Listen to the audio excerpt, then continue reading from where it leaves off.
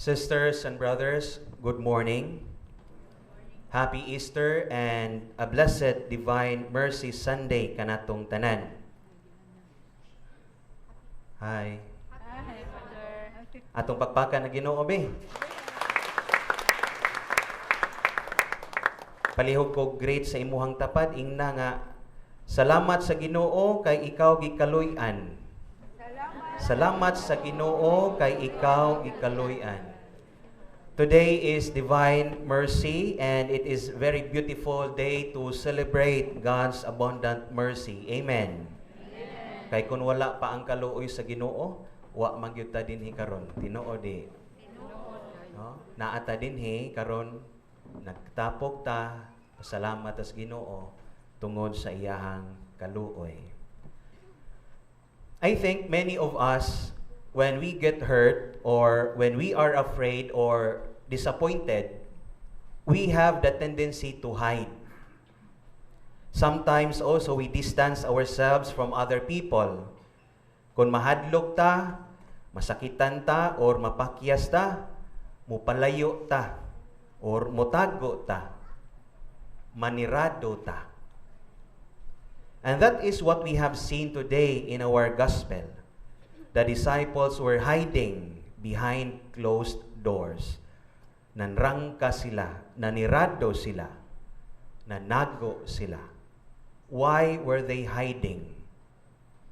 Not only because they were afraid of the Jews, but for me, because they were afraid of Jesus as well. Nahadlok sa to sila Tiyaw mo na, nga nanirado sila.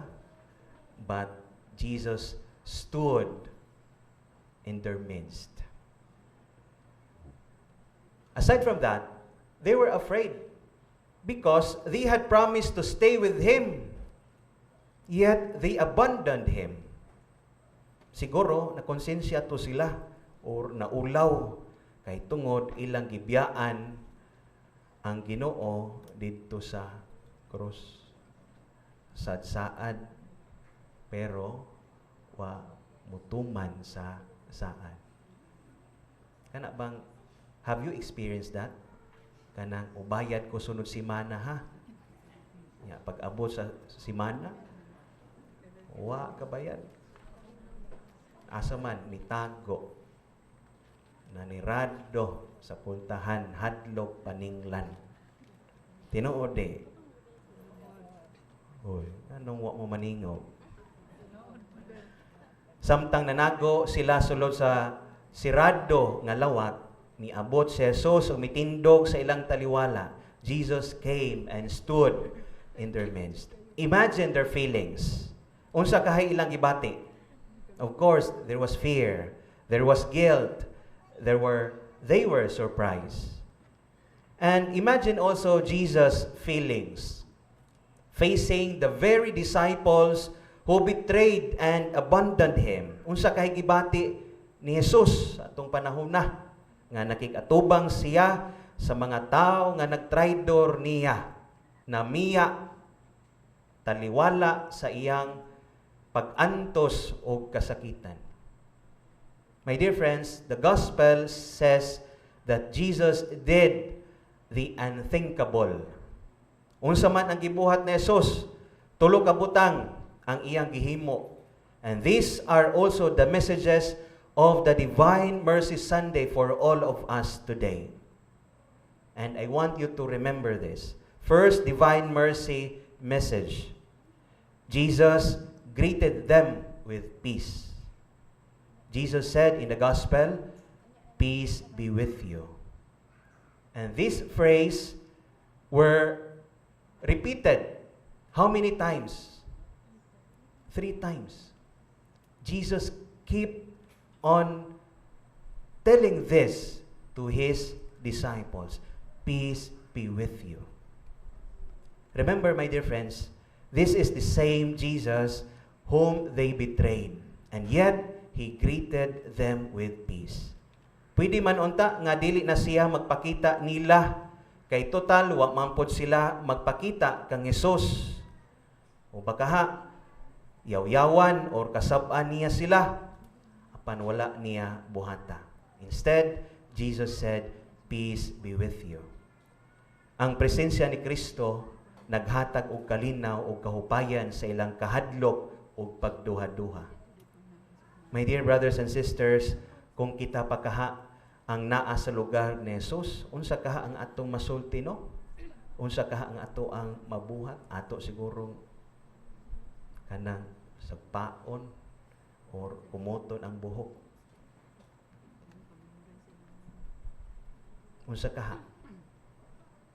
Basin dili ta motingog or dili ta managad atong ipabati nga kita nasuko o naglagot or nahiubos. But here in the gospel, Jesus made something different. He spoke not with anger, not with revenge, but with peace. So let us ask also ourselves in the same manner, what does our presence bring to others? Kalinaw, peace, or kahadlok, or fear? Kay basin kung naata, kung naatong presensya, mahadlok sila, or mulikay sila, or mutago sila, kay naata. Nakasuway na mo ana, nga gilikayan, or gikahadlukan sa uban? Jesus in the gospel teaches us today that even when hurt, we can still bring peace. And hopefully, my dear friends, dili kahadlok ang atong dala para sa uban, kung dili kalinaw unta. Amen? Second, divine mercy message. Jesus showed them His hands and His side. Ipakita ni Jesus ang iyang mga samad. These wounds of Jesus were very fresh. A proof that His suffering and death were very real. Nabanhaw na unta siya, pero anaa og prisko gihapon ang iyang mga samad. Have you seen the picture of the divine mercy?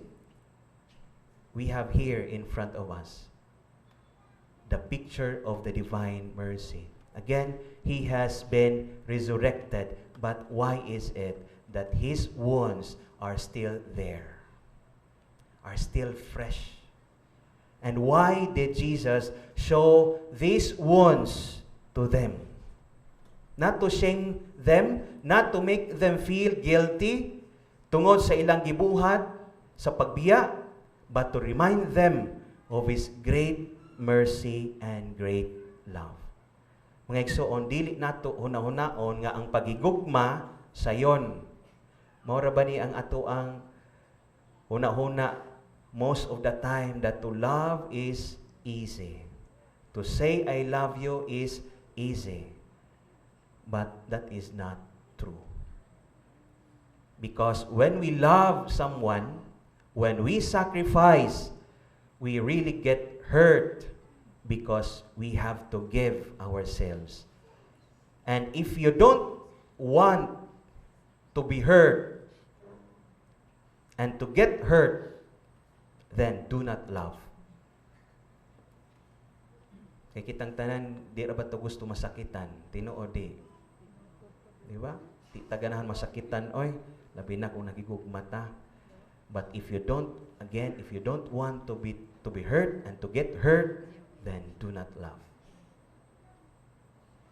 Kung dili ka gusto masakitan, ayaw pagigugma sa uban. That is the message of the wounds of Jesus. Bisan pa sa ilang kahuyang o sa ilang pagtraidor, si Jesus na igugma gihapon nila. And hopefully, what we did during our Holy Week celebration, for sure, we do a lot of practices.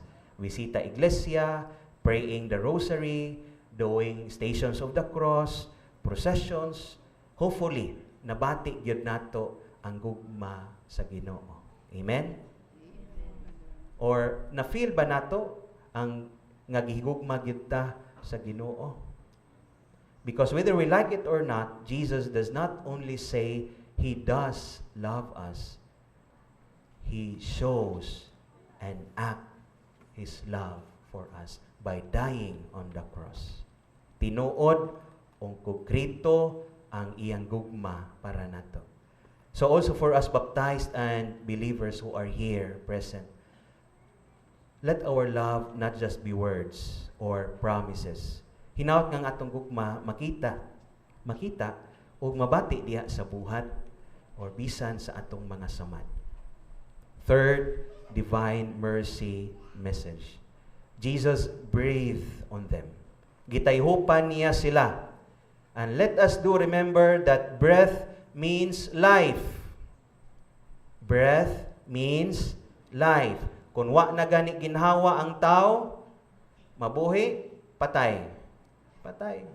Mao na nga ang ginhawa, ang hangin means life.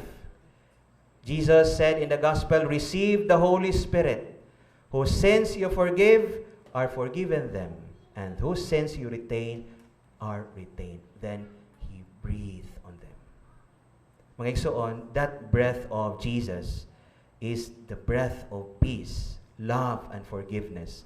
And that breath of Jesus gives life to us. So what does it mean? Kung unsa ang atong nadawat gikan kang Kristo, mausab na ang atong ihatag sa uban. Dili pwede nga nadawat nato ang kalinaw, pero kasuko ang atong ibaws. Dili pwede nga nadawat nato ang gugma, pero kasakit ang ato ang ihatag.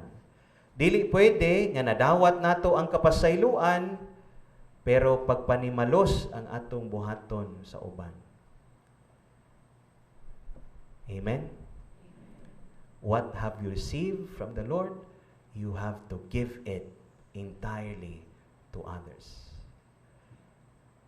Mga igsoon, dili nato duha-duhaan ang kaluoy sa Ginoo because we receive His mercy every day of our life.